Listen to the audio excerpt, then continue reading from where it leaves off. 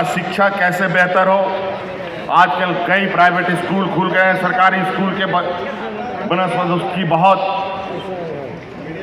महंगी फीस, बड़े बड़े उनके कोर्सेस, आज के प्रतिस्पर्धा के साथ नियम कानून देश में तो बहुत कॉम्पिटिटिव बनता है, बहुत प्रतिस्पर्धाएं होती हैं, लेकिन सरकारी व्यवस्थाएं में हमारी जो बच्चे बच्चियां पढ़ती है उन स्कूलों से उतने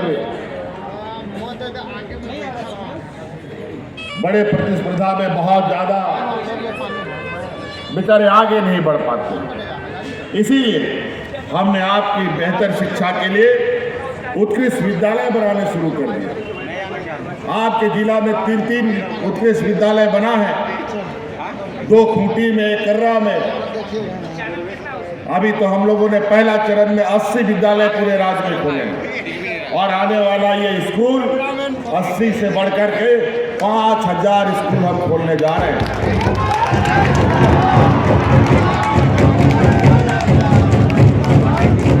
और वो स्कूल पूरी तरीके से प्राइवेट स्कूलों की तरह चलेगा।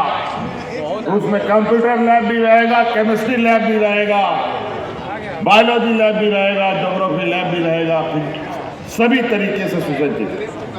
और उसमें जो शिक्षक होंगे वो बेहतर ट्रेनिंग लेकर के उच्च शिक्षा वाले शिक्षक उन स्कूलों में सभी सब्जेक्ट के अलग अलग शिक्षक होंगे। और आप उस स्कूल में जो हमारे गरीब युवा बच्चे हैं उसमें मुफ्त पढ़ाई करने का काम करेंगे। अभी कई सारी बातें हैं, अगर मैं उन सबको गिनाना शुरू कर दूंगा तो समय बहुत कम पड़ेगा। अभी हमें और भी कार्यक्रम में भी जाना है। हम यहाँ पर महिलाओं से विशेषकर दीदी लोग आती हैं, आप लोग बहुत मेहनत करती हैं। आज आपके बदौलत हम कितनी लंबी लंबी लड़ाई जीत पाते हैं जिसका अंदाजा नहीं है। कोरोना का महामारी को याद कीजिए, हाट बाजार, गाड़ी मोटर सब बंद, बाजार में किसी को रोजगार, मजदूरी भी नहीं मिल रहा था। और हमारा गांव देहात इतना गरीब कि अगर रोज मजदूरी नहीं मिलेगा तो उसका घर का चूल्हा भी नहीं जलता था। और ऐसी स्थिति में भी हमारी गांव की महिलाओं ने हमें इतना मजबूती के साथ सहयोग दिया कि इस महामारी में अपनी जान की परवाह किए बगैर गांव-गांव में दीदी बाड़ी योजना चला करके मुफ्त गरीबों को अनाज खिलाने का काम किया।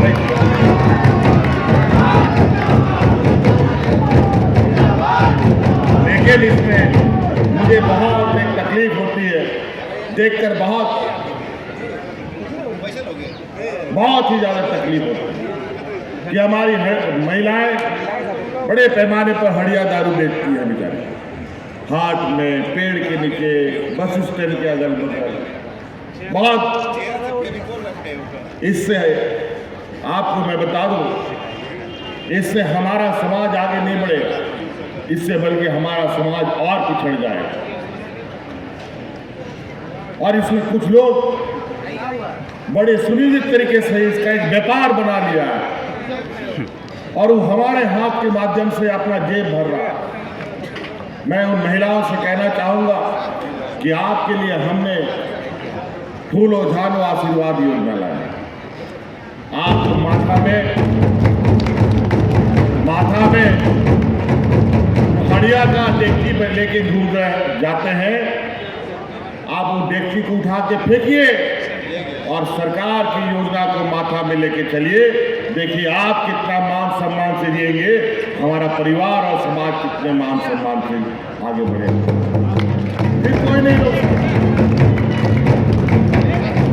आज कई लोग आदिवासी समाज को अलग अलग तरीके से तंग कसते हैं। राज अलग करने के बाद जब शिबू सोरेन जी ने किया तो लोग बोलता था ये आदिवासी राज लेगा, ये तो हड़िया पी करके जगह पेड़ के नीचे पड़ा रहेगा। लेकिन आज शिबू सोरेन ना भगवान बिरसा मुंडा सिद्धू कानू का जो लक्ष्य था उस लक्ष्य को कभी नहीं छोड़ा और आज उस व्यक्ति ने एक लंबी लड़ाई लड़ी बचपन, जवानी, बुढ़ापा दिया और राज आज हमारे सपूत करके गया। आज बुढ़ा हो गया, लेकिन आज को संवारेगा कौन?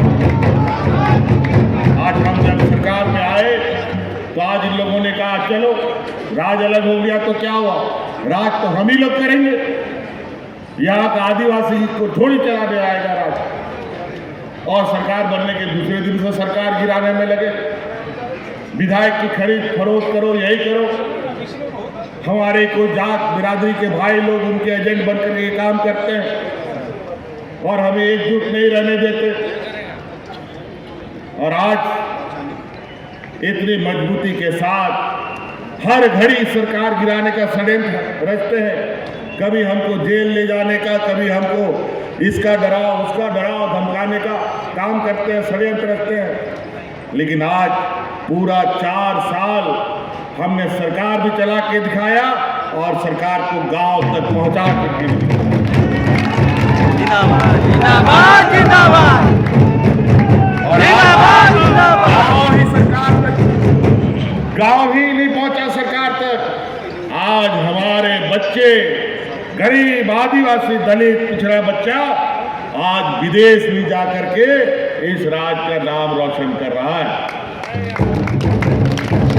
यही सरकारी रुकी नहीं, और जब तक हम रहेंगे आप पदाधिकारी जिला और प्रखंड कार्यालय नहीं बल्कि आपके दरवाजे में खटखटाते हुए हर दिन कोई ना कोई आपकी समस्या का समाधान करने के लिए पहुंचेगा। हर इंसान को रोटी, कपड़ा और मकान बहुत जरूरी है। इसके बगैर कोई इंसान पूरा नहीं है। अमीर को भी रोटी, कपड़ा और मकान चाहिए, गरीब को भी रोटी, कपड़ा और मकान चाहिए, चाहे झोपड़ी ही सही, चाहे वो कपड़ा का हो, चाहे वो ढलाई का घर हो, लेकिन घर चाहिए। हर हाल में अनाज भी चाहिए। जिंदा रहना है तो अनाज हर हाल में चाहिए और कपड़ा भी हर हाल में चाहिए। महंगा नहीं तो सस्ता ही सही, तन ढकने के लिए कपड़ा जरूर चाहिए। लेकिन हमारे पूर्व की सरकारों ने ये सभी चीजें हमारे गरीबों से लूट ली। आज ये खूंटी, गुमला, सिमडेगा गवाह है। 2019 से पहले डबल इंजन की सरकार में इस राज्य में लोग राशन कार्ड हाथ में लेकर के भूख से मरा, दर्जनों लोग मरे। लेकिन हम लोगों ने कोरोना जैसे महामारी, सूखा जैसे महामारी में भी एक भी व्यक्ति को इस राज्य में भूख से नहीं मरने दिया।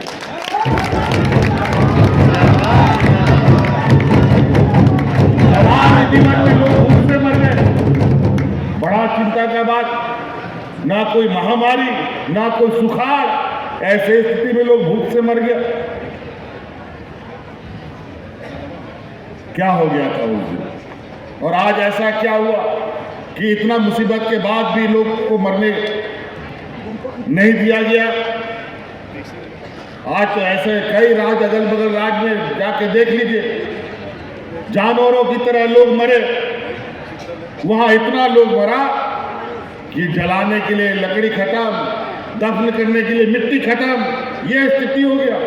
वहां के लोग अपने परिजनों को ऐसे ही नदी किनारे छोड़ के भाग जाते थे और चील, कौवे और कुत्ते उनका पार्थिव शरीर को नोच नोच के खाते थे। लेकिन झारखंड में ऐसी स्थिति की कभी आप लोगों ने ना सुनी, ना आप लोगों ने देखा। कैसे कोरोना को हम लोगों ने शांतिपूर्वक पार किया, कोई अफरा तफरा हमने नहीं होने दी, क्योंकि उसमें सरकार आंख, कान, नाक खोल करके इस राज्य की जनता की रखवाली कर रहा था। और इसी रखवाली में हमारे दो मंत्री की जान चली गई। दोनों कोरोना का शिकार हो गए और वो मारे गए, लाख मना करने के बावजूद। तो कई ऐसी चुनौती होती है जहां लोग साथ छोड़ के भाग जाते हैं। आप इस बात के बिल्कुल गांठ बांध के रखिएगा। बहुत सारे लोग आते हैं जाते हैं, बहुत मिठास मिठास बात करते हैं।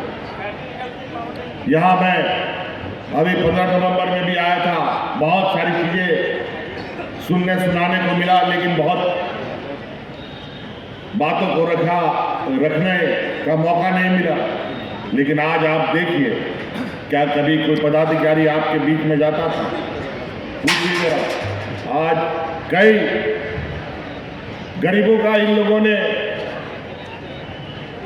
लगभग 11 लाख राशन कार्ड गरीबों